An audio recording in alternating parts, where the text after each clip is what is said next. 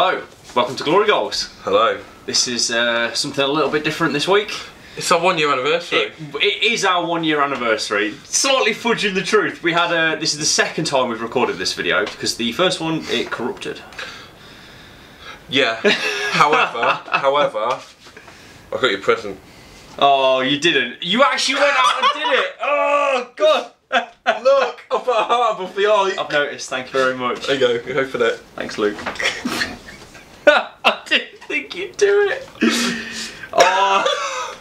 Look at this. Happy anniversary. Too rich from your GG partner for life, Luke. Oh, thanks, man. I can leave that there. I love it. Thanks very much. Thanks very. I mentioned I was going to do that as a joke. That I'm going to get an anniversary. I honestly thought you were joking. Because I did say, I'm like, yeah, I'm going to go out and get you a birthday card because Luke's been calling this our anniversary. And I've been calling it our birthday. But thank you very much, man. That means a lot. Right there. Right there. It's two pandas. It's two pandas. It's good. Sleep so right. I've really thrown you with that. You've really thrown. We had a big thing planned out, and that's really just thrown me off the tracks now. It's good. It's good. Nice. So anyway, we thought for our year anniversary. Yep. That we'd do a bit of a recap of what we've done in the last year. Sorry, that's really got me. It's good. Right, so basically we thought we'd talk about how we kind of started as a channel, like how we started as Glory Goals, where we came from, the kind of things we've done over the past years, and then we've put some things on the various social media things and people have asked us some questions. That's it, so that's the general plan. So, yeah, 6th of February last year was when we officially started. We'd been talking for a few weeks before that about how we wanted to make a channel, how we wanted to do some recording, because as you know, we still are part of the Heroic Play. So we used to feature on a lot of the Heroic Play's sort of podcasts and things like that. Obviously, I used to run some of the events. This is it. So we were quite deeply ingrained in the whole thing. So you know. It's good. But myself and Luke wanted to branch out a little bit. We wanted to do some Guild Ball videos. I can talk about what we were going to be called originally. So, we weren't always going to be called Glory Goals. Yep. During when we were talking about it is when Season 3 Thresher was at large. Yep. When you felt you were, every time you played them, you're getting a bit of that, basically. So we decided to be called Glory Hole Guild Ball. Yep. We even had a logo made up, which was like a black hole. In like a bathroom wall, like, you know, like your cubicle, and with, you know, Thresher's head poking out, looking at face poking he's on the other side of the glory hole. You're normally taking a licking off Thresher. This was it, but obviously after that point, you know, Thresher's since died down. Well, we thought if we were going to do this, we were like going, this is a really funny joke that we find funny, but we probably don't think many other people will find funny. No.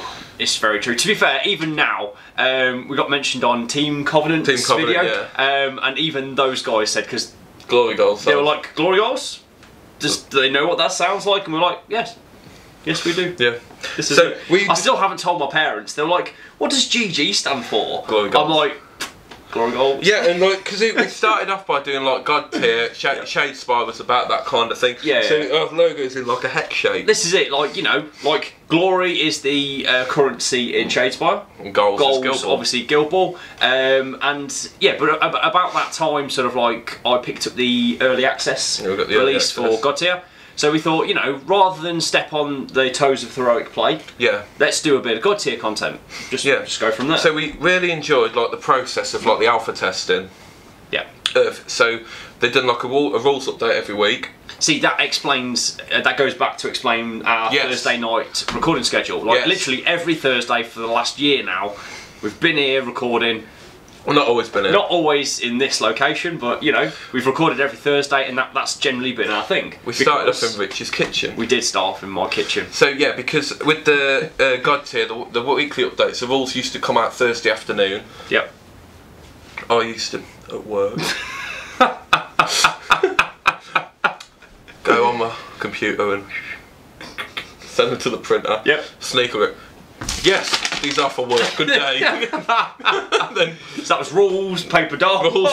No, it weren't paper dolls. No, it weren't paper dolls. We had the models. True. It was just all the character cards, but like initially that was okay because it was only 6 characters. Yeah. So it was just six A4s and like a change log. But then as the game grew, and it was like 12 champions changing and a change. Exactly. And then it goes to like 15, so I was like, just get these 15 sheets through. And then, you know, because I'm a kind person, I started printing them in black and white rather than using all the colour printer up. There we go, team player, real team player. Then I'd be there at my desk, cutting them out. Cutting them out. Going, what? It's fine. And it took ages, because like, it was like three cards per champion. Like, 15 champion. And then I'll be there afterwards, go around Rich's, go, I've got the cards. Let's go. Let's have a quick flick through the rules. That was it. So, yeah, we started off, as you can see from the first video, it looks shocking, but that is my kitchen. That is the dining room part of my kitchen. Yeah. We thought initially, the first couple of videos were quite dark. We did. We thought we'd made it. Because we pushed the boat out. We got daylight bulb. And yeah, we got a daylight bulb, right? And then we're like, oh my god, look at the difference. This is going to solve our problems. We're going to be rocking this. We're going to be like a proper channel now. Look, we've got a daylight. Look at the brightness. You can see it. Look at the levels of this. And then we took it up to another level. We did. We go, let's put a black tablecloth down. So I went, we couldn't find a tablecloth. Yeah. So what we got a black bed sheet, and we put it over the dining table. And then it was crinkled, so we duct taped it underneath the table. My table at home was wrapped in bed sheets for about a month. It was a bed sheet over it with duct tape pulled, so it was a pulled taut bed sheet. It was smooth. Because we thought, I said, should we get a fitted sheet? I went, no, actually no, the non-fitted ones are cheaper. Just... And that's so we came from humble beginnings. We was very, very humble beginnings. Like, the best part that we had was the camera, but I already had that. Yeah, we had the camera, we had the table. That's it. And then it didn't look amazing to start with, because obviously the part of the God tier thing was on like a paper, like it was like a poster. So we had a poster on a dining table with like a poor lighting. Very, very poor lighting. You know, we changed it up. We experimented with the camera angle. We thought we'd sorted it when we closed the blinds. Yeah, because we played in the day once, and it was a big glare on the table. Yeah, because it's a shiny poster. You couldn't see any of the hexes. So we're like, oh no. Let's close the blinds. Exactly. Oh, look at that. That's a bit of atmosphere. So about 6 videos in, you'll notice that we started recording from the corner of the thing. Yeah. Because it just fit around the corner of the table, and you've missed out all the glare. So we did that for you guys. We did. Constantly looking and improving quality. And that was it. But then eventually we got the board. Yeah, we got the board that GG Dave made. Well, it was only Dave at that point. Oh, it was only Dave at that point. So you won't even know who Dave is. He hadn't even. No, you guys, you don't know who Dave is. So some people do, because some people knew him when he had humble beginnings, like the grassroots. Yeah. But GG Dave, as he's now known, who gave himself his. Go on. So I like it when a nickname comes organically. That's the best sort of nickname. Yeah. So all it took was one post. Dave was on the Facebook, the Glory Gods Facebook page, and he wanted to put an update on the board. We gave him access so we could sort of like, you know, post. Yeah, because he was doing like progress shots of the board. The amazing board that he's made. Yep. Granted, it was the wrong size. It is too big, but yeah, it's overcompensating. So he done this post, and he just put, "Hey, it's GG Dave here," and that was all it took. Done. That was all it took. He was just GG Dave from that point, the celebrity that is. Did you know he's got a big following in Canada? No. He has. He's got fans at SteamCon. The Canadian champion. Yeah. Came on and asked him, like, stopped him mid-game. Can you sign this for me? Mid-game. Mid-game. Probably took him hours to play. It was Coop. You were playing Coop in the corner. Oh, yeah, we're playing Coop, yeah. Yeah. And that's it. So Dave has a larger cult following than we do. Yeah, so it's GG Dave and the 2 cheerleaders currently. Exactly, this is it. So we need to up our game. We need to sort of. We need nicknames. We do need nicknames. Well, yours came organically. No one calls it me. Mash. No one calls it me. So anyway, so we kind of done. In memorandum, it's Mash. Yeah. Yeah. Spoilers. So we kind of done like the God tier. Yep. For a bit. Then for a while, we did a lot of God tier. It was like 25, 30-ish episodes. This is or it. something. So, but then it got a little bit more sporadic. Because the updates were sort of winding down a little bit once a load of the characters had got locked in. So it's at that point that obviously we started doing a bit of. No. We did Andy first. We did do Andy first. Basically, it all tied in really, really well that our mate Andy T. He was doing his Kickstarter for Hyperleague Racing. So think Mario Kart in space. Exactly, and you're about there, but it's honestly, it's really crazy good. He's still currently working on it, and we've got a copy there. We have. Well, not behind you, viewer, on the shelf behind the camera. Everyone's going to look behind them now. Anyway, so yeah. But it all tied in at the same time that because we're big on just constantly improving quality. We literally want every video to look better, sound better than the one before it. Yeah. Sniffling aside, because that was like Snifflegate was terrible. And Breathing Gate. So Dave goes. there's that. So basically, we annoy people. We do annoy some people. It's fine. It's fine. Not as big of annoyance as Baby John and his scalpel, but yeah, it's fine. So it tied in at the same time that we had the Brainwave to do 3-point lighting, which is what we have now, which is why everything looks a lot brighter than a lot of our initial videos. We haven't even got a daylight bulb here. We haven't. So you haven't even got. You got 4 lights up there and only 3 of them are working, so that's all you need. That's Try lighting. So we've got the 3-point lighting, which we love. So basically, it tied in that we got that at the same time that Andy T wanted to do some videos. So we helped him out and did some promo videos for Hyperleague. They're all attached to the, they're all in the channel. So we done a playthrough video, and then also for his Kickstarter page, we done all the rules. So there's a lot of close up. Yeah, a lot of close-up work where Andy decided to talk through each of the different phases of the racing of how to play the game. But we were really just getting used to sort of how the lighting worked at that point, and we were amazed, even in the daylight bulb and blinds closed era. Yeah, that was at your house. That was still at my house. Yeah, trying to fit all the lighting rig into a dining room is quite hard. And we had the backdrop as well. This is it. So yeah, we had the backdrop, which was just black at that point. Yeah, we just had the black backdrop because we didn't know how to do the green screen at that point. This is it. So we pushed the boat out and bought the extra sort of the deluxe package that came with green screen. Yeah. Yeah. Well, it's not green now. I get that.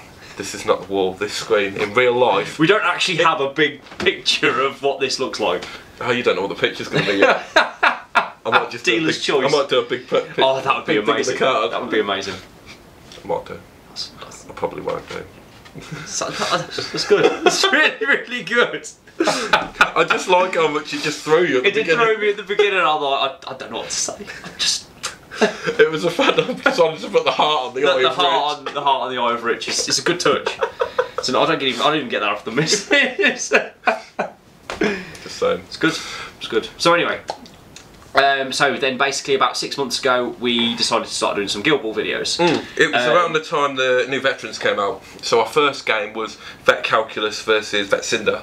Yeah. It was a good game. It was a good game. So I suppose at this point we can kind of talk about when we done Guild Ball, about how because obviously we were inspired by a lot of the other content creators, but we kind of wanted to do slightly our own thing. Yes, we did. Yeah. So we were inspired by how they do it and that, but yeah, we want to do our own thing. Yeah, I've just literally repeated. You just repeated yourself like twice. So basically, we wanted to do our own thing. We did it in our own style. So basically, I personally like normal speed videos. And with commentary. So basically what we did is, obviously we kept the videos as recorded, but obviously we don't like the big gaps that you tend to get between rounds, so we do all the influence allocation, the plot cards, all that sort of stuff off camera, just to keep it flowing. So yeah, I enjoy, because when I watch Guild Ball videos, I like, or any kind of YouTube things of back reps, anything like that, I like to do it while I'm painting. So me personally, I'm quite lazy, so if it's like a 20-minute video or something, after 20 minutes I've got to find another video to watch. So like literally, we don't plan it like this, but most of our videos come out between like an hour and 40 minutes. That's just natural, that's just how things come out. Yeah. It's just really lucky that it plays out like that. But I like the natural speed videos because I like to be able to plan and sort of work out what I would do in that situation. Yeah, and I think, you're able to look and go, okay, how would I do that differently? How would I do that the same? Would I have come to the same conclusion it all helps with the learning process at the end of the day. And then at the same time, I quite like or people have also commented that they like when we're doing it, we think out loud essentially and talk through our various options. Exactly. Well, I'm considering doing that. Or sort of like, I didn't see it going like that. I wanted to achieve this instead. Yeah. So you know, we've had a lot of good feedback, basically saying to keep up with that. Yeah. Because you know, it's interesting to understand what a player's thinking about. Because and another thing that we do is like, at heart, we're both quite competitive players. Yeah, of course. We both don't like losing, really. we lose a lot, but we don't. We don't like losing, do we? No one likes losing, but we really don't like losing. But I think that show comes me across. A good loser, and I'll show you a loser. Show you. But it comes across. It comes across that we're literally both out to have a great time. But we're not messing about. We're literally, do you know what I mean? We're there to win. We definitely want that tick. The pride points. Yeah. At one point, we even kept a tally of how many games each of us had won on it. I think Luke still does. He threw it during the previous recording of this. He was like, "Well, how many games have you won, Rich?" History only remembers the winners. History's written by the winners. Exactly. There you go. So anyway, yeah, so we've done that, and another thing that we quite like doing is the outros. Yeah, we really enjoy our outros. I think that's quite. I think that's why we enjoy doing this this face to face, like just chilled chat for this episode. Yeah, we really enjoyed it when we did this yesterday, and the fact that we get to record it again, it's quite fun. It's quite fun. It's good. Yeah, so. Yeah, we like doing the card was here that wasn't there yesterday. Yeah, it's only because after we finished recording yesterday, I said as a joke, I should have brought an anniversary card. Well, because I'm like, it's a birthday. It's a thing that we have, and it's birthday. It's not like a me-you anniversary. We started this time last year. It's a year since we started. It's true. It depends how we look at it. Anniversary makes it sound so like Valentine's Day or something like that. Hence well, it's in February. It's in February, yeah. It's true. But yeah, so we like doing the outros. Yep. We like doing where we talk about our thoughts, what went well, what went not so well. And the thing is, whether we win or whether we lose, I think we critique ourselves quite well as well. Sort of, it's very easy for us to basically go, well, I definitely cocked up on like round 3. Yeah, I misallocated that turn. Yeah. I should have really done that. I got too greedy. I didn't really I totally forgot you had that ability on your card. You'd forgot they done that. Exactly. Yeah. So generally speaking, there's not. Yeah, it's very constructive. It's not very often we go exactly dice. No, like I know in earlier videos I used to complain about dice a lot more. But the point being now is, I think I've recorded so many games and so many people have seen me play, they know how I roll, so I haven't got to point it out. Do you know what I mean? I just let literally the dice speak for themselves. Yeah. That's because there was a really nice anecdote in one of our earlier videos, is the fact that I count rolling average as well as good. Yeah. Like actually, it was the podcast that we did 2 weeks ago. I always plan for averages. Yeah. So I try and aim for. That's why navs are good for you, because if you plan for averages on them with the rerolls, you might hit an average. I might probably get averages. Yeah. This is it. So navs seem quite a good fit for you. Legit. Let's go. Excuse me. So yeah. So that basically, that's at that point we started doing. We started off with the vets. And then we moved on to minor guilds, that kind of stuff. I think we've covered all the minor guilds so far in a video. Rats, Order, Falconers, Navs. Yeah, this is it. And then obviously we'll pick up a set of cooks. Although we haven't done. I don't think we've done season 4 Order or Falconers. Oh. Okay, that's coming to the channel then. We'll get on some of them. Like literally. I'm just real because when we went over to season 4, there's quite a few that of the older things. Like I don't think we've got an S4 Engineers game. I don't think we've got an S4. We'll have to get the. I'm looking up at the teams up there. I don't think we've got season 4 Union. We'll have to get the boy on. Get the boy. Get Ryan. One of our new contributors. Yeah, mini GG Ryan. GG Ryan. I hope he watches this and goes, "It's me. I'm GG Ryan. I'm GG Ryan." So yeah, so looks like that's coming at some point. I really enjoy playing Church. Yeah, I played them at SteamCon for a few games and really enjoyed them. I enjoy the Falconers. All right, it's on. Got to pick me near. Yeah. So, what else did we do? So the next one is Hyper League Racing. 6 months there. Podcasting. Yeah. Basically, that's a nice segue. At that point, towards the end of September, Well, we've done a couple of podcasts in September, like around NAVs. And around the NAVs, and was it? No, there was another one. Order, I think. Did we do Order? No, something else. So anyway, so basically we did NAVs at that point, and then being part of the media network, we got the season 4 rules like 2 weeks early, just so you could prepare. Yeah. So some of the contributors were going, okay, well, some of the obviously the more well-established channels, like they got Singled Out Beard, all those kind of ones, they got like the scoop. Their TNG got a scoop, so they got like first refusal. They could release their content about each guild on a certain day. Exactly. And then the rest of the media could only release them all on the final release day. So on the 11th or 13th of October. We really grinded. We did 13 podcasts at about 15 hours in total. Yeah, so we had about 15 hours worth of podcasts that we recorded in a two-week period, and a game which was Alchemists versus Masons. And we did all of that in 2 weeks. In addition of our normal content as well. That's it. We didn't miss a beat on the other content that we were creating. So that was mega. That was a fantastic. Our voices were knackered by the end of it, and we had a great laugh. That's where Mash came from. And I only got the intro right about twice. He did. It took him right till the end. Hang on. Let me see if I can remember. He's gonna fail this. Hello and welcome to Glory Goals. It's season 4 guild preview. Just about. The one time he did get it right. I said the wrong guild. I said, and we're on the Butchers. No, we're on the Brewers. Yeah, that's it. That's it. So it's good. Like that was honestly, that was a great 2 weeks for doing content. Our partners were very understanding. And then one of them, it was we ran an event. Yeah, we did. On the Saturday, so we did a 16-man on the Saturday. We did. It was the season 3 finale. Oh, yeah, I remember that one. It was the season 3 finale at the weekend. We brought Baby John back because he was our local Morts player. So the 4 of us sat around my dining table and recorded the podcast for the Morts. Yeah.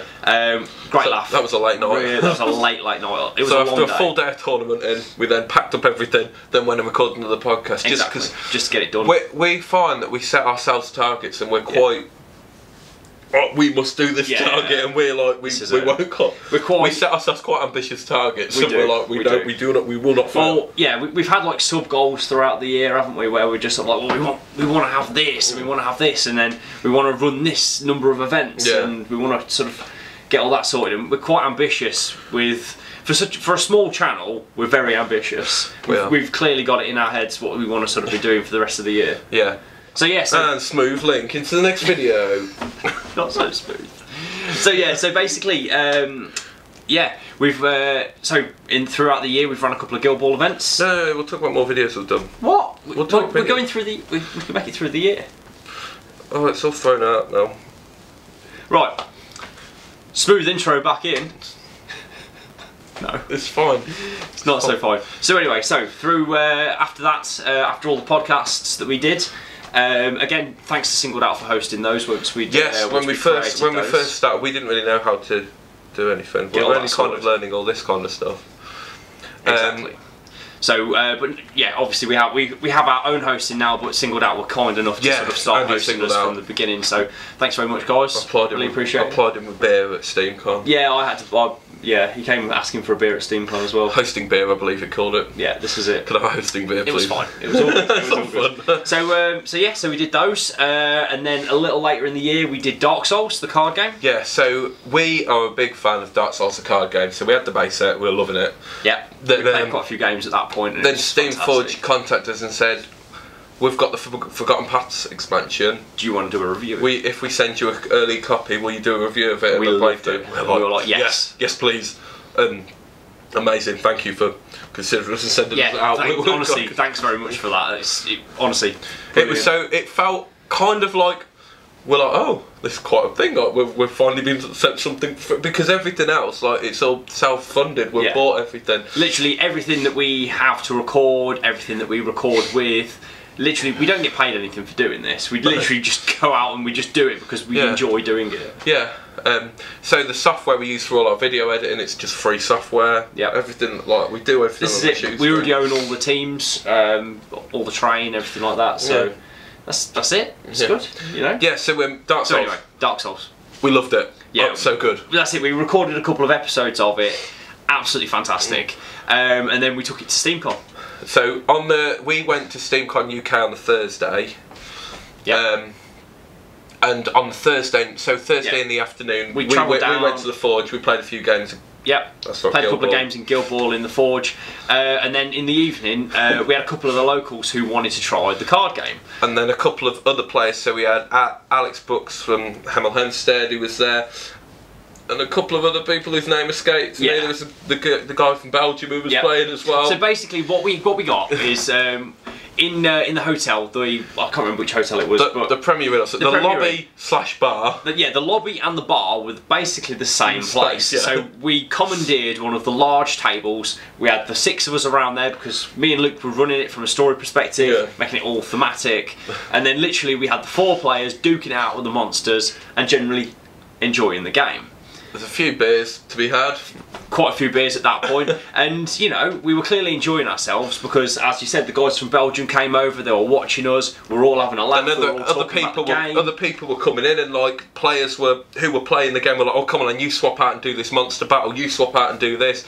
And it was just like a thoroughly enjoyable experience. And it was a really nice way to sort of break the ice with a few people you haven't met, meet a few more people that you can play throughout the week, and it was just a great start to SteamCon. And it got quite rowdy, and Very rowdy. When you had a few beers, you realise how many innuendos are in that game. There's a lot of innuendos. So a lot of them was around the thickness of your deck, having a thick deck, and taking your thick deck down the ruined passage and things like that. Yep.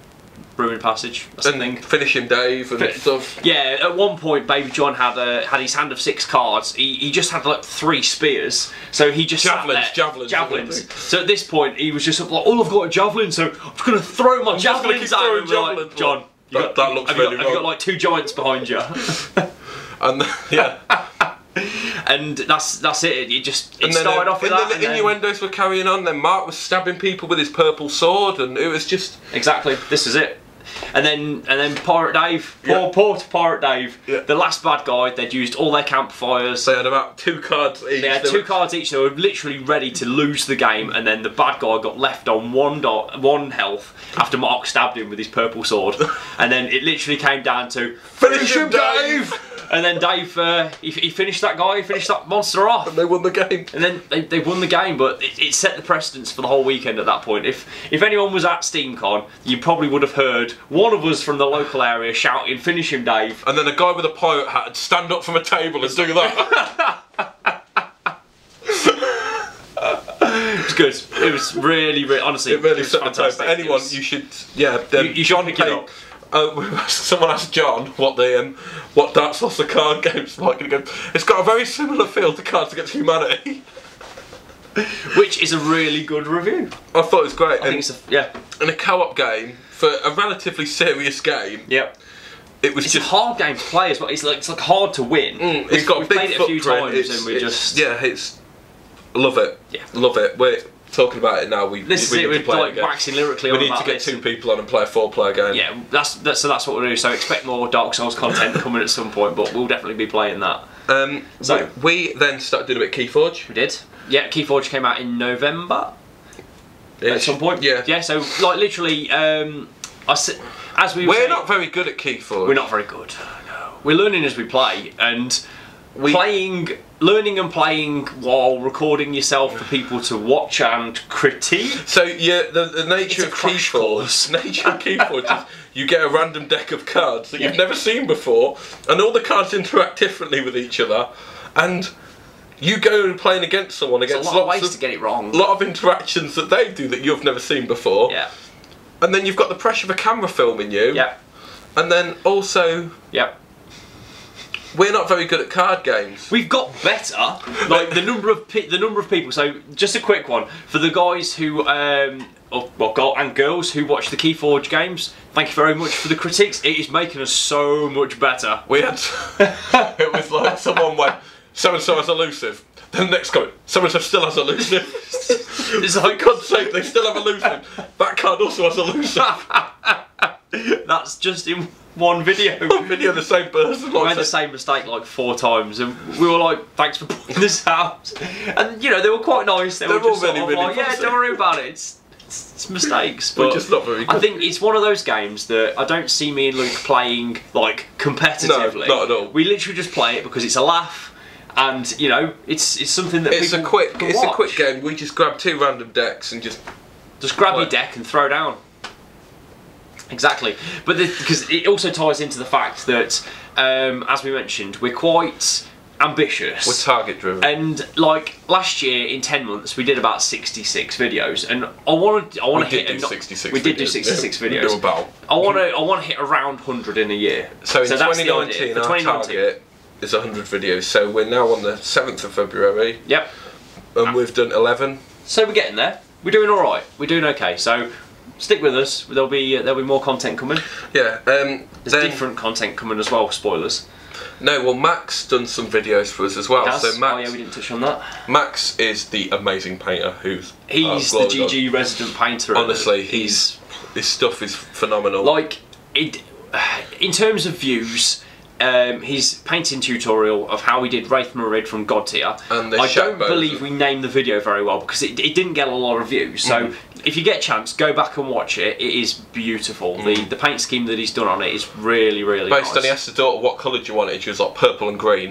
And exactly, and he just made it work. He literally just made it work. So if you get a chance, go back and watch it. There's going to be some more content featuring Max's things. He's just painted up some Speed Freaks from GW. He spent a lot of time painting these, and they look spectacular. So he lives in Norwich, which is... You got this wrong last time. East. Yes. And down a bit. Yeah. Because we're in Coventry, which is a middle and west. Yeah. And he's east and down. Yeah, something like that. So anyway, he's in Norwich, which is a few hours away. So what he's going to do is we believe he's going to head over for potentially a weekend, and we're just going to get loads of content done with Max. And he's bringing his Speed Freaks over, and then we're going to film loads of his beautifully painted stuff and make our stuff like kids. Like he's got some really nice painted butchers, so it could tie in really well with the Cooks being released. He's got so many everything. It's just out of this world. And we don't know how he manages to do it. He just has this unnatural talent. Devil in the Crossroads. Yeah. But then also he done the terrain making video as well, the orc stuff, and his terrain's amazing. Yeah, exactly. One of them super talented people. Unnaturally talented that you just go, wow, okay. You just look, well it was at SteamCon, he had Matt Hart picking up his God Tier models going, these are amazing. The fact that Matt Hart's an amazing painter as it is. This is it, you can't get much better than a compliment than that. Do you know what I mean? Someone marvelling his baby's gay, yeah. Exactly. Exactly. So, yeah. So then, Mark, who won't play Marku, he done a video for us as well about the removing the bases. The plastic PVC bases on the models from Steamforge can be a bit of a pain to get off. So he did a handy tutorial video on how to remove that, which was really helpful. Yeah, to do that. So he's doing that, and then also we decided to buy a set of Blackstone Fortress, the GW game. That was in December. Yeah, when that came out, and because we like everything painted.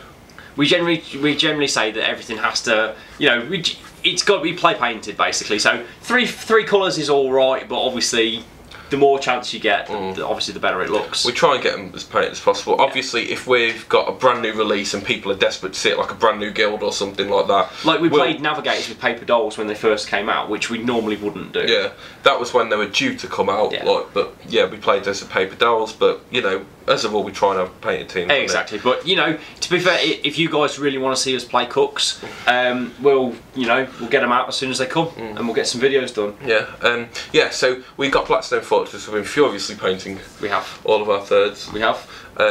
We split between you, myself, and GG Dave. Yeah, we did. And then we've done 2 videos of that so far. So we've done the White Dwarf mission, and then the first couple of missions, and that, which is something really enjoyable. Which is something we want to come back onto doing as well. So we're going to finish the campaign on that. So watch this space. Unless all the characters die, then GG. Pius will not die. Got my Aquila. He didn't even do the mission, and he's just stole that Aquila. What is the future for GG and videos? Well, is that even not... No, I'm jumping around. It's fine. No, because we're talking about videos. Okay. It's fine. This is a guideline. Fine, it's a guideline. This is a guideline. Unless Rich goes away from it, then no, we need to stick to this. I like lists, like guidelines, like structure. It's structured. It's chaotic structure. Carry on. So what we're looking at doing. Yep. It's hardly a big reveal. It is. It's not. Age of Sigmar. Yeah, we're gonna. That's new to this year. So 2019, there'll be some Age of Sigmar. So we've got a nice battle mat here. We have. Yep. We've got some 3D painted terrain over there. Printed, not painted. 3D printed terrain. Nearly from Ryan. From GG Ryan. The lad. From GG the lad. Like we were saying all through SteamCon that Ryan is. He was the apprentice to John. Yeah. It was Bolt and Furnace. So anyway, yeah, so Ryan's 3D printed some amazing terrain. It looks really good. It looks really good. Phenomenal. He's 3D printed a few other things, but we'll spoil that at a later date. Yeah.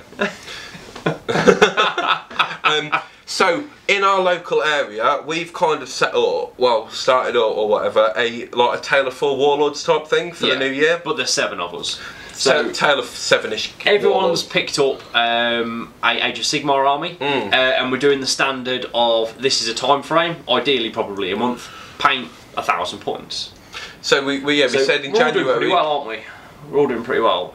Luke's doesn't count. He already had his painted plus Ghost. No, I didn't already have them. I didn't have them all painted. I had about 500 points worth of Ghost painted. Okay. I've now got 2,000 points. It's a very quick paint job, but it looks really good. They're painted. So basically there's 7 of us and we've got 7 different armies, obviously. Yep. I came to it late, and so I obviously tried to pick an army that hadn't been featured in the previous. You had lots of choice, and you chose your favourite one. I chose the models that I really liked. What would you have chose otherwise? Daughters of Khorne, potentially. Daughters of Cain, Deepkin. They were like 2 of my top couple of armies. Not the Sky Pirate Dwarves.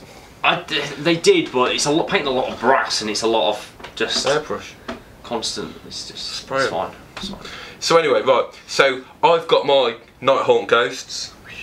Yeah, I'm going for Disciples of Tzeentch, which I got told after I started buying them that they'd been... I told you they were nerfed. No, you were like, oh, they're not as good as they used to be, and apparently they've been nerfed quite heavily, to the sound of about 25% extra on their points. Shows how broken they were.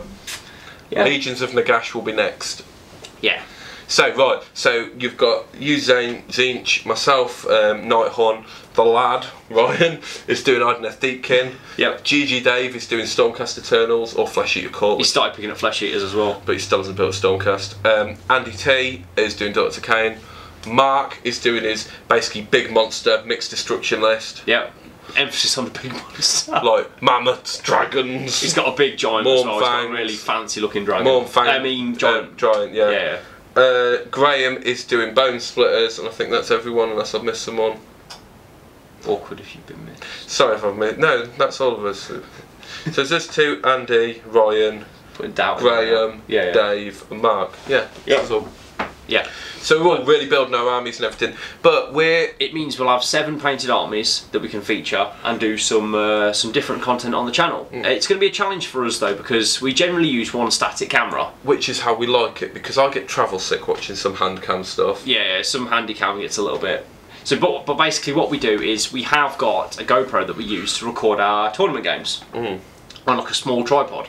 So it basically means that when it comes to it, when we're doing something like that, we can reposition that around the board to sort of focus in on. It might be a lot of cuts and moving for different things for action and things like that. We're just going to try and experiment with it. We might experiment initially with like the AOS skirmish stuff, with the stuff in the White Dwarf. When the rules come out for it eventually. Well, the rules are in the White Dwarf at the moment, and there's a six mission campaign that's already out. There we go then. So we'll definitely give that a go. To be fair, we could always try it the weekend. We could try the weekend. Spoilers, it's our 32-man event this weekend, which I'm really looking forward to. We have some top-notch players coming, really top-notch players, so it's going to be fantastic, and hopefully we can get some really good games recorded from it, so keep an eye out and we'll have those. Yeah, so we're looking at Age of Sigmar at the moment. That's probably going to be our next thing, don't we? We're still going to be doing all of our regulars. Steam for. Don't get me wrong. Obviously, we made our name with God Tier. With that being pushed back to August, September time, there's probably not going to be that many updates. So we'll do videos for God Tier sort of every month or so. We'll do something interesting happens and stuff like that. It's not. So there will be more God Tier content coming, don't worry about that. If it had been still coming out at the end of Q1 like we intended, we'd have been covering loads of it. We'd have been doing loads of God Tier on the build-up, we'd have had a mass painting exodus with us all painting our stuff, and then we'd have been good to go. So basically, it just means that you just have that to look forward to. So in September, like August, September time when that comes out, literally you'll get a load of content from us. Max will probably do some painting videos on the new models, so there'll be a lot of God Tier content. Because the lads ordered God Tier as well. The lads got it, and Baby John's ordered God Tier as well. There we go. So there'll be 1, 2, 3. There'll be about 4, 6 copies. 5 local sets, and then Max as well. Exactly. So there'll be plenty to go around. So we'll get some new people into as well to record. Yeah. So yeah, you've got that to look forward to. Yeah, it's always looking at new contributors and different people, different locals who we want to be involved, because it's as good as it is as always being on. You know, the more people, the more the merrier. Variety is the spice of life. Exactly. So anyway, we touched upon it there. Thanks to everyone who's come to one of our events so far. We really appreciate the support. Should we talk about all the events we've done? Yeah, we did Young's in June, which was a nice little 16-man just to sort of break the ice. I think Dan Howard won that one. Shock horror. Shock horror. Then we had our farewell to season 3 in September, which it's poor show. It's a faux pas to win your own event. Me and Luke did a roll off at the start before the game. He rolled a 2. Fun enough, I rolled a 1, so Luke got to play. So yeah. And then Luke went to win with his my first ever tournament in season 3. His last hurrah with Alks. In season, I was like, they're pretty poor at the moment. They weren't amazing season 3. Yeah. But yeah, I was very, very fortunate, and I luckily won the tournament. Exactly. There we go. Then we had our team event at Christmas. We did. Which was probably my favourite one we've run so far. Yeah, it's probably one of the best events I've actually been to. Yeah. It was such a good laugh. Team events. If any of you are ever considering going to a team event, you should go to a team event. You should totally give it a go. Don't think about it, just literally go. Get 2 scrubs and go. Yep. So yeah, we've done that. Jason Melton, Mark and Dan Harwood, they won. Yep. Dan Brilliant Harwood day. Everyone enjoyed themselves. Dan a strong day. He conceded 0 victory points all day. He done 3 12-0s. Yeah. One of which we caught on camera. One's caught on camera. Sorry, Jonah. It was a quick game at least. Yeah, it was a quick video. So we've got them. Yeah, we've run those 3. We've got our 32-man on Saturday, which is completely sold out. Yeah. With reserves. And yeah, it's all sold out, and it's the same weekend as BonesCon, which we apologise for us. But we didn't know it was the same weekend as BonesCon. No. Because we don't really look at elsewhere, we just kind of focus on us. We just do us. It was months ago, because we have got an amazing venue that we use. Yeah, we do. So big. Obviously, they're not going to watch this, but big up to the Chase. The Chase at the. So it's like a massive pub with a huge function room. Around Christmas time, it's all done in Christmas party stuff. So they have like a big posh Christmas tree. It was the fanciest Guild Ball event. I think they had a wedding the night before as well. They had. So it had all like the drapes over all the tables and everything. Yeah, it was fancy. We were like, this is like the poshest Guild Ball tournament ever. And then beer and steak, basically. Yep, beer, steak. This is it. Like it's really good food. Obviously, you've got drinks all day, so for those who want to drink. Yeah, free parking. It's just a great venue, and it's in the middle of the country. Exactly. It's got great literally. I might hate Nuneaton, but it's got great transport links. Yeah. So literally, it's good for everyone to come. So and with it being such a good location, we work quite closely with Dave Millington in Leeds, from the Wolves. So again, shout out to Dave, who does all of our acrylics for our events. So thanks very much for that. So I'll keep looking down there for the timer for the camera. Yeah, that's cool. Yeah, he does all of our acrylics, absolutely. Any kind of widgets, anything with GG on that you see is from him. Yeah, you should check his stuff out. Our tournament trays, everything. Oh yeah, actually we're giving a tournament tray away this weekend, and that's from Dave. Yes. They're all amazing quality, they're sturdy, they go together really well. Every single person who attends our event on Saturday, they get a set of our GG proxy bases, so a 50, a 40, a 30 mil proxy base with a GG That's it, just for showing up, and some dice, and a dice. And a GG dice. And a dice. A die. Yeah. A die. Everyone got a die from last time, so they can have a second one. Yeah. Come to 4 events, they can do the charge die. Yeah. So he's doing like the coin wars at the moment, which you should know what it is. For those who don't play or are involved with Guild Ball, the Coin Wars is basically a fan run event by Dave Millington. So basically, Dave has made 32 coins that have been distributed to some of the pundits throughout the country, like your top pundits, your great players, and then Luke got a few that were left over at the end. When that player then loses a coin, obviously the winner gets to keep it, and then it just goes around the country like that. At one point, one of them was in America. I think Alex Potts had one in America that he brought over. It was just there's quite a few. It's a really active thing. It's very, and we're so luckily we're hosting the final. So if you have a coin, that's your ticket to get in. Effectively, your first off. You get first offerings of the tickets to go. So yeah. So the date TBC with that, we'll find out the date. That'll be in May. Yeah, it's in May, but we need to. We're going to book it with the Chase, so everyone's got plenty of time to sort of to get things sorted. But that's coming on the 6th of April. We have our team tournament as well. We have another team tournament. We love team tournaments. Yeah, with how much people enjoyed the previous one, we just went ahead and just sort of booked another one. So we have like the weekend after. We're like the day after. I think we were like, right, let's book up some events early because we just love running events. So yeah. The other point is the event at the weekend. We are giving away a Vengeance ticket to V4 for the best sportsman. So just as a spoiler, we have another one coming at the start of June. For a ticket, for best sportsman to win a ticket to V5. Exactly. So you can get a ticket to go to V5. And we always do it. We like doing it for best sportsman because it gives everyone a shot. Anyone can win. If it's only for first, then realistically. Sorry to burst people's bubbles. Dan Harwood's getting it. No. Well, no. To be fair, at our 32, we've got some top players. We have, yeah. I'm not taking it away from any of the other top players. We've got Charles Nurser, Dan Harwood, Steve Easton, David Cameron. Yep. Josh Nimchik from WCC. So we've got some really good players going. So you guys, you're all in for a shot to win. Yeah, but it goes to best sportsman. So whoever's the best sportsman on the day. So everyone gets to vote on the day, and then best sportsman gets it. So it's the fairest we can do it. Yeah, quite good. Seamlessly. It's not seamless. So anyway, I'm keeping the seamless links in. I've noticed. So yesterday we put a post out on Facebook to ask you guys for some questions that you potentially want us to answer. So have you got the questions? Of course I have. Well, the first one was asked by David Cameron. Well, okay, we're going to do that one. Let's do that one first. So David Cameron asked, if we could be a Guild Ball player, who would we be? Go on. No, you go. Yours is obvious. Midas. Stop. There. What about you? Go on. I would like to be considered Midas, mainly because of. Maybe not so much nowadays. Yep. Previously, he had that kind of effect on people. If someone you drop Midas, they go. Ugh. Yeah. When I walk in the room, you want that. You get the. No, I get that anyway. I get the. Oh, great, Luke's there. So that's why I'd like Midas. However. Yep. So go on. I think probably people would cry havoc or foul or whatever you wanted or heresy if I didn't say mash.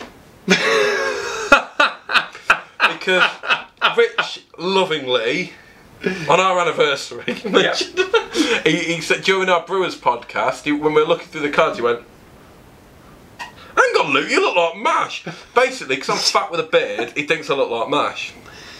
And I'm not alone. Quite a few people have agreed. But a lot of people agree that I am fat and I have a beard. Legit. Exhibit A. And B. Yeah. There we go. So I would be Midas slash mash. Nice. What about you? Flint, next. Like literally, like most people know me for playing Masons. And, you know, Flint is my favourite character out of the Masons. What is there not to like? He's a dashing young man, scores goals for fun. Done. Literally, he's a legend. It's just Flint. Flint's Flint. But what else were you going to say? I do really like Horizon and Ebb from the Navigators. So Horizon would fit. Like Horizon being, you know, he looks like worth 1 VP. Worthless. It's not worthless. you know, you got to kill him twice to be worth it. He's like a Han Solo character. It's that sort of like mascot tier. Mascot tier, lol. No, he just oozes cool. He's just there. Like, plus, you know, his model's really nice. I've said all along that his model's nice, but he's not very good in the game. Exactly. I've said all along that the limited edition Horizon is probably my favourite. Oh, my favourite Skill Ball Skull. The resin Horizon. The detail on it is fantastic, and the pose, just everything I really like about that model. It just looks cool. Yeah. But as you say, I can't find a use for it in the game. Unless you're breaking up a scrum, unless you want to just throw him in to sort of tie someone up, he's not doing great. No. So we'd have Horizon and MASH. Horizon and MASH, done. So Dream Team. Dave would be lucky because Lucky's better than Vet Decimate. Dave mathed this out on the podcast. So Dave proved mathematically that Lucky is better than Vet Decimate. So he doesn't understand why people don't take Lucky. He is Mr. Vanilla and Guild Ball Template 001. GB Template 001. So, Steve Longass. Yep. Do you think Season 4 has achieved its stated aim so far of play faster, less standoffs, more engagement? Yes, to a certain extent. Now that the plot card issue has been fixed, it feels a lot faster. With the resolution being on Clark. Exactly. You know, one of the, as we said previously, one of the most standoffish teams was Smoke Alchemists, because they're like, I'm going to stand here at 8 inches away, I'm going to pelt you with AoEs, let's go. It's very standoffish. You come in and I'll catalyst you into the ground. Exactly, but now obviously the distance has been reduced, it's a lot more to get them involved.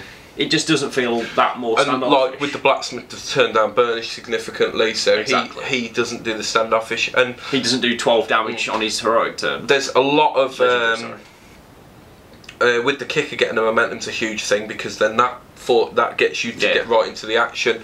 A lot of teams I find now have got a turn 1 goal in them. Yeah, exactly. Plus, you know, you're starting off with the momentum, which is always really nice as well. It's like there was always that time where you'd set someone up to go in, or you'd have the ball, Blister would walk up, knock down, get them just done. And at that point, you know, you might not have any momentum, you might not have anything. Well, you haven't got the ball, so you're sorry, if you don't have the ball, you're just standing there sort of flapping, not doing a great deal. So, yeah, that's obviously fixed it a little bit. So, overall, definitely, I think the games seem a lot quicker at the moment. Yeah, we discussed this in the podcast. If you haven't seen it, the point being is, we feel Season 4 is probably the most balanced that a season has been so far. Yeah, definitely. Like Steamforge have really knocked it out of the park, making sure that most of the characters are playable. Do you know what I mean? Like literally, there's never been an edition where you've had so many characters that you can swap in and out of the team. many decision. Yeah. Things. Like normally, okay, don't get me wrong, you had your Thresher 6, you've got your Scalpel 6 now, but obviously you never know. There's an errata come in. There's that a lot might get fixed. Some teams have got it more than that. Like blacksmiths have got an element of it. A little bit, but you can play blacksmiths 2 ways. But again, we covered that. What the main point is they've done a great job of making sure that you will always try and consider the teams into certain the players into certain matchups. So there's always that element of okay, X player might not be good into that team, but I can't live without it against that team. Yeah, that team's needed, so it's most balanced with, there's not many players with individual issues, it's more the issues come from like interactions between various different other players. So like if you have player X, Y and Z, A and B might happen kind of thing. Exactly. So to be showing a real maturity in like the design and how the Steamforge are growing as a company. Yeah, exactly. By going, okay, we've got this now, we've worked this out, we've had our teeth in pain, we're not going to be having AoE blinds, we're not going to have true rep in the game, that kind of stuff. Come on, bring it back. We're not going to have Midas's old legendary, where you spend, each influence you spend, you gain a momentum. Yeah, that was just insane. And it's heroic for +1 damage, and then going, I'm going to take Scything Blow and do a momentous 4 on to everyone in your AoE, and he can take 7 influence. Yeah. So at that point, it shows, as you say, it shows real maturity that their character design has definitely grown since Season 3. Yeah. So overall, I completely agree. I think it's definitely a lot more streamlined. It's a lot faster. It's less standoffish. So. It's good. Got tier 1. Go on. Apologies for the name. Ben Neitzel. Neitzel. Sorry. If Nitzel. Yeah. Sorry. What are your thoughts on the current state of God Tier? What are you pumped about, and what are your reservations, and how do you plan to sell it to new players in August? I'm generally pumped to get them new sculpts in my hand. I like the new models. Okay, some of them have been slightly redesigned. What's your thought on Grimsharla? It's a bit of a tough question. Okay. Sorry, Grimgut. Sorry. At this point, right, I really liked the Grimsharla fluff. I really liked the background. The fact it was a princess obsessed with beauty and that, and then she warped just completely flipped it over. Yeah. I really liked that gritty background. That it was really sort of like, yeah, okay, that's really happened. And you know, her followers were people that she's regurgitated to sort of help her out during the mission. Great. I really enjoyed that. So. And don't get me wrong, Grimgut, we haven't seen a fluff for it or anything like that. So you know, there could be anything. It could, you know. I'd be disappointed if Grimgut's a prince that does the same thing. I'll be really like, oh. Yeah. But you know, they stated the reasons for doing it. Okay, yeah. Not everyone liked the model. It was a little bit risque for some people, if you can put it like that. Yeah. A little bit of a slip. Hot under the collar. Whoa, that sweaty. That great and clean one's. Yeah, that great and clean one's boob is slightly out. Yeah. Oh, dirty. Yeah. Yeah. Keep it out. PG. Think of the kids. Yeah. So I'm pumped. I'm most excited about campaign. Yeah. I want to see the campaign, and it was one of the things that we were sold on. Right like from a the legacy style campaign. So yeah. what I want to see on the channel is all of us locals who have got it of doing a campaign and filming it all. Pick some champions and then level them up. Rangosh. Let's go. Called it. My man. Yeah. Yeah. Honestly, so there's quite a lot that we're really pumped for. What are our reservations? My I don't. So at the same time, right? I'm not a fan of the delay. No. So now delays happen. It's Kickstarter. Delays happen. So my pumped about is also my reservation about how they're doing the campaign. Yeah. Let me just say one point about that.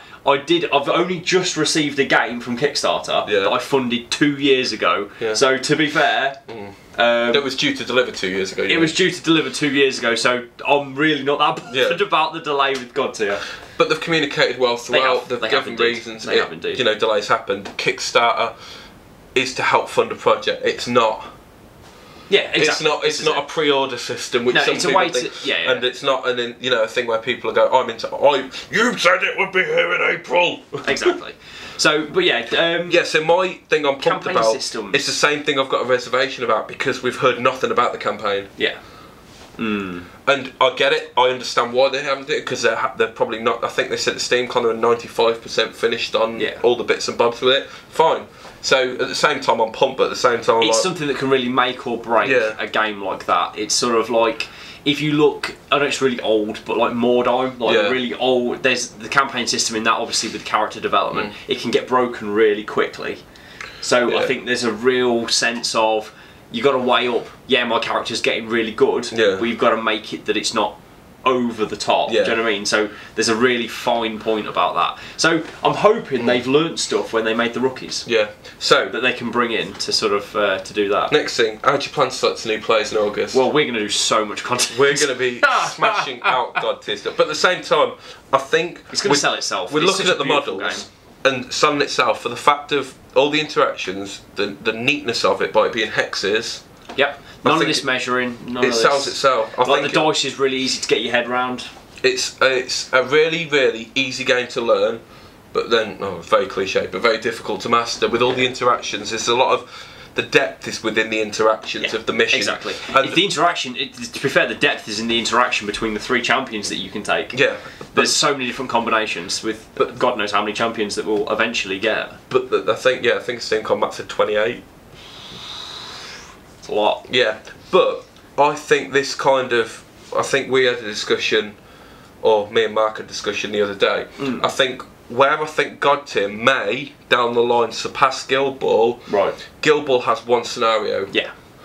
Get to 12. There's 2 ways of getting there, but there's one that first to 12 wins. You've got the same thing. You've got the same goals. Yep. Pun intended. Puntastic. So, like, Guild Ball has a scenario.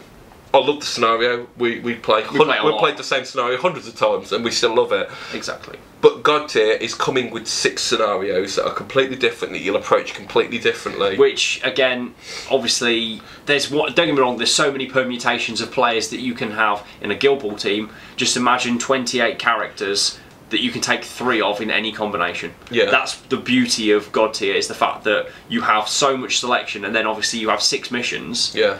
I can't remember, with the ones that are coming at launch, I think it's 15 at launch or something like that we're going to receive. There was like 400 and something odd permutations. Yeah, exactly. It's just content and games for days that you can just keep on playing. So by promoting it, I think we'll just be doing lots of videos around it, and I think just by playing it in the local stores and that, and we're probably going to be looking at running. I want to do like a campaign weekend and stuff like that, really of like running like a God Tier campaign. Obviously, we're going to be posting up sort of work in progress pictures. We're going to do painting tutorials, videos hopefully with Max and things like that. So there's going to be a lot of content, and there's going to be a lot of interaction with the community that we can sort of do to sort of push the game and get more hype about it. Ready for a Guild Ball question? Yep. Apologies for the name again. Mikkel Remy Rudsky. Okay. Butchered that. Yep. You could be Michael, you know. It hasn't got an E in. Yeah, but there's more than one Spain Michael. Okay, Michael or Mikkel, Remy or Remy or Rudsky or Rudsky. Yep. Any permutation of those. I don't know, I'm rubbish with names. Apologies. Okay, how would you expand the GB Rookie League? How would you incentivise a league like other miniature sports games? Okay. Got my in-depth one. That is an in-depth one. Yeah. Okay, so go and do it. What I would do. We've discussed this on multiple occasions, so it's just handy that the question came up. Yeah. So what I would do is I would do it like you start as, say, you choose your guild. Yep. You don't have your all-star players. They're like say like a star player or something, like in Blood Bowl. Yeah, like sort of like in the stories that we've been getting about the with draft, the Free City draft. You hear a lot of stories about all the other people that are going through the training at the same time. So it'd be like almost like an academy style thing. Like so an academy team. So you would choose, like, I don't know, like you'd choose the Alchemist and you'd get like a global set of basic players kind of thing. So like 6 luckies, mate. So let's say use like say a lucky basic template of a player. You'll have like basic character plays. Yep. So you'd have some condition type stuff as like a basic Alchemist, like I don't know, like pay 1, doing a cover AoE. Yeah. You get certain points, you can then upgrade it to a poison, or you can add a damage aspect, or you can do other things like that. You'd then also, with your players, you'd have like say a striker, a midfielder, a defender, a goalie. So you'd choose and build your team with a certain amount of money or currency or some kind of thing. So what you're suggesting is you start off with 5 rookies and a mascot, and you make your own team. You make your own Guild Ball team, and then with that, you would then there'd be like almost like 2 ways of generating like a experience system, like in say a Mordheim and Necromunda, Blood Bowl. So suppose you were scoring goals and doing like there'd be like ball skills and fighting skills. Let's say so, passing, grow up, passing, scoring, all that kind of stuff would be getting like ball skills. Yep. Ball skills. Then with that currency or whatever, you could then go, alright then, I'm going to buy a momentous dodge on my playbook, I'm going to buy a momentous tackle, I'm going to buy an extra die on my shot on my shooting striker, I'm going to, I don't know, buy close control, I'm going to do all that kind of stuff, I'm going to buy an acrobatic skill. So you've got a big list of different things you can buy, you maybe randomise it type thing. And then for your fighting things, for doing takeouts and things, you get more like the damage things, so you can gain like tough hide. So you're talking a proper full-on development campaign. Yeah, and then do it as like a league system, like essentially we're going to steal Blood Bowl. If I was going to do like a 6-week sort of rookie league campaign, obviously you'd get like 6 players so they can all play each other. Yeah. And basically what I'd probably suggest is you start off with the original start box, so like the 3 players plus a rookie. Yeah. And then as you progress through the league, you could potentially add a player in each week. So then as the rookie's getting better, it kind of evens it out a little bit because you haven't got the full team to sort of properly support them, because we all know the rookies get quite silly by the end of it. Venin was amazing. Plus, what you're also looking at is if you only run it for like 6 weeks, you can't max out both sides of the card. So you need 10 games to max them out. So this is the point. So obviously, after about 6 games, they're probably up to the level of a normal player. Yeah. So you could then develop it like that. Yeah. So that would be how I would sort of incentivise a league. Oh, plus, I thought of another thing I could do in my version. This one, like obviously Steamforge did the offer of buy the full box of rookies. That in itself was a really good way of incentivising playing a rookie league. So as a standard, do that, and then, like I said, run 6 teams. See, I'd like to do the big campaign system, but then also it depends how much time you've got. Like, I don't know about everyone else who's watching this, if anyone's watching this. We've run a couple of big leagues, and they've generally petered out about 2/3 of the way through. Do you know what I mean? Yeah. So what I'm getting at is, if you kept it to like 6 weeks, 6 games, it'd be nice and short and sweet. Yeah. And anyway, what was your? I was gonna say, it's like say you could, like, I don't know, you could, like, say you got a certain amount of currency for winning games, you could then buy, like, you could hire like one of the main players. So, so like say cool. So like you could go, right, okay, I've got like 100k, or I can afford like Calculus for 3 games or something like that. Cool. That's nice. Yeah, I like that. But then while you've got that proper Guild Ball player in, you're subbing one of yours out who aren't advancing at that point. Yeah. So you could go for like a short-term gain, basically. Go, okay, right, we've got like the final or something, the league final. I'm going to spend and hire two all-stars kind of thing for the final. That's nice. But yeah. That's good. Yeah, I like that. Hopefully that's a good answer. Probably pause the comment. So, we've got another question. Marcus Rose from Momentous 2-on-2. It's quite a large question with different things. So Marcus has supporting us for a while. So he's Marcus Momentous 2-on-2. He has got so many videos. Yeah, if you haven't checked him out, he's got a lot of content. In such a short period of time, I've never seen so many videos. Yeah. It's incredible. Yeah. It's really, really commendable. That's it. Some real commitment there.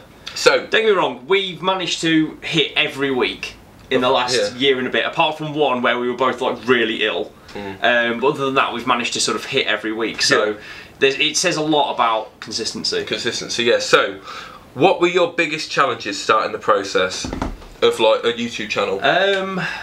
So it was kind of like I think I just hit on it then.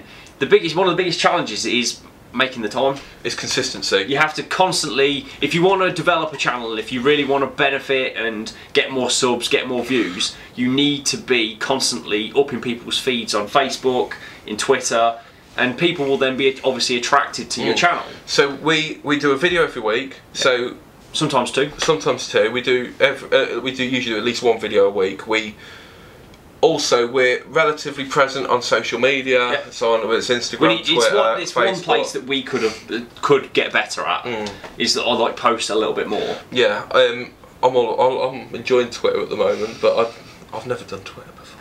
I still don't understand it fully. But yeah, consistency. But at the same time, the challenge is probably making time.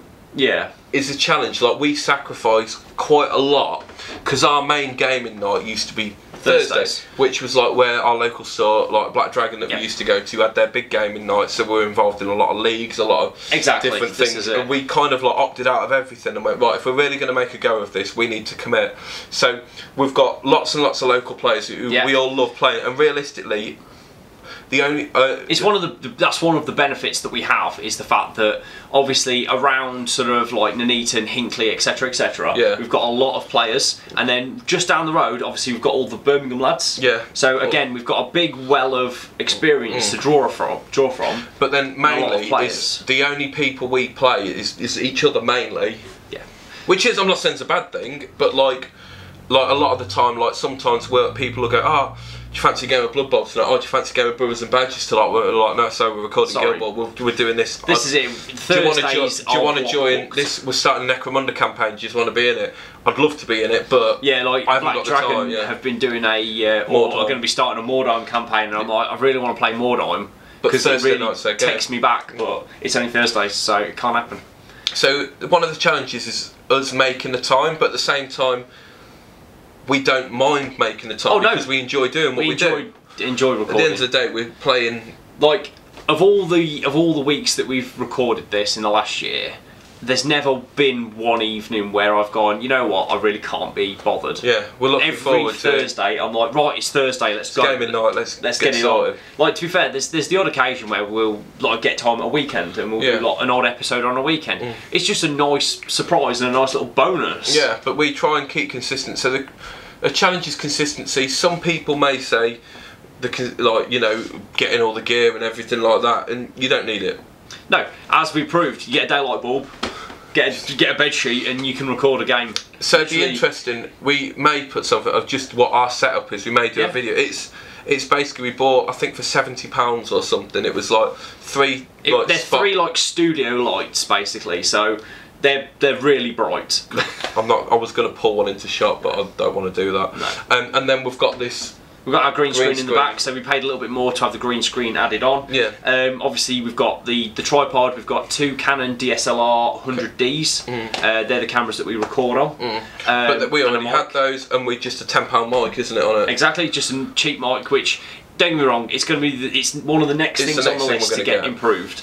So we're going to go a little bit fancier. We're going to get some clip-ons. Yeah, and some lapel mics. Yeah, that's it. So the thing is, we're really big on just content improvement. Like every video has to look better than the previous one for one thing or another. And in terms of software, we use DaVinci Resolve, which is a completely free software to use. So that's it. So you don't need to spend a bomb on, because I had to go with Adobe Premiere. It's great, but it costs like £30 a month to use Adobe Premiere. And does it add anything? It makes my life a little bit easier when I'm merging clips together and doing the green screen stuff, but it's not the, you know what I mean? This is it. It saves a bit of time, but I'd rather not pay the money and spend the money on buying new models. So whenever new models come up, we buy the new models. So I'd rather spend my money on models. And then things that we can make content out of. Yeah. So basically, it's not really a challenge getting the right gear because, you know, you could get a tripod or a mount for your phone, and then you can record a game. Yeah. As long as you have the means to record, you can do it. So, is there any? Yeah. So, what was your inspiration? Well, as we said, we started off as part of Heroic Play, and we generally wanted to do some video recording and do just a little bit more variety other than just Guild Ball. And because like Mark wasn't particularly interested in God Tier at the beginning. So we were like, okay, well, we'll do God Tier as like a side thing, and then as it went on, we kind of went on and started doing the Guild Ball stuff as well. So it's kind of been quite an organic process. And as the years gone by, we've added additional pieces in. Obviously, like with Dark Souls, with Blackstone Fortress, we're literally just pulling in different games that we want to try.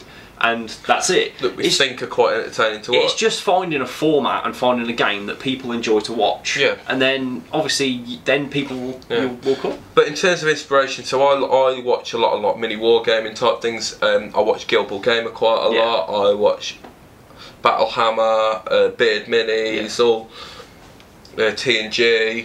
They were the ones who were kind of like before we kind of came along, and like they inspired us to do it, kind of thing. Yeah, this is it. Obviously, you see people enjoying themselves playing games on camera, and you're like, okay, I can do that. Yeah, we can do that. And literally, anyone can. Like, and that's the thing. It's not about like, oh, we could do that better than that. There's plenty of room for everyone. This is it. There's plenty of viewers. Anyone who's thinking of starting, just do it. Literally, just go on. The only thing that we've said before is you need to have broad shoulders and you need to have thick skin, because you get some flack. Because basically, people make comments, well-meaning. They don't mean it. We've never had a mean or spiteful comment. But generally, they can come across quite harsh at times. But I think sometimes people, when they write a comment on the internet, they forget that there's human beings on the other side of it who are correct. To be honest, I've done it myself. You'll comment on a video and you'll comment while you're trying to watch. Yeah. So you might not phrase it as politely as you would normally put it. Yeah. So I normally put it down to that like they're enjoying the game and they literally just want to type a quick comment. Yeah. But yeah, don't take it to heart. People will make comments. Exactly. Everyone will be a critic. Everyone will be like this. Yeah. Like what you've got to look at, right, is when we first started, there was always a little bit of pressure about recording on camera because you're recording for people's enjoyment.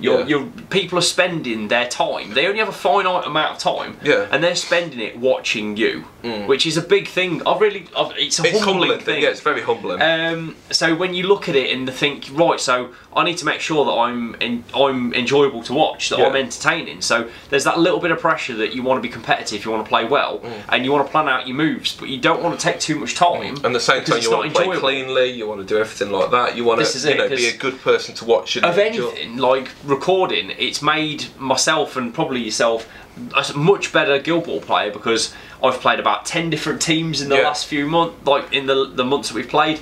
We play a lot cleaner, we've got steppers, we measure everything. Do you know what I mean? Everything has to be super clean, because you just know that you might be playing in the heat of the moment, but people watch at their leisure. They always tell you. So they can always make a mistake, the thing that you miss. If you do an extra attack, if you do whatever, if you misallocate something, that wasn't a dig at your That wasn't a dig. It wasn't a dig. It wasn't. Okay. But either way, so... But I've found as a downside to that as well, whenever I'm playing an actual tournament, I put my card on the side, I put my dice on the side to score, so towards where the camera is, and then I talk through my thoughts. So you're like, it's a big advantage when you play against us, because we tell you what we're going for. We're in that in tuned and going, okay, so I can see that you're doing that, so my options are moving that out of the way, but what I'm probably going to do is do that and pass to them and move the ball away. And I've just taught my whole thought process through. So you're like, okay, so I'm not going to counter-attack this one, but I'm definitely going to do the next one. Because I know you're not bothered that, you only need the dodge. And then you measure everything out before your activation and go, okay, so that's what I'm going to do, so I'll be there at that point, So it's quite easy to play against us, because we'll talk to you all the way through and tell you exactly what we're about to do. But, you know, it's also part of being a good opponent. Yeah. So, yeah. Where do you see the channel in another year's time? I think that's one of the easiest questions we've answered.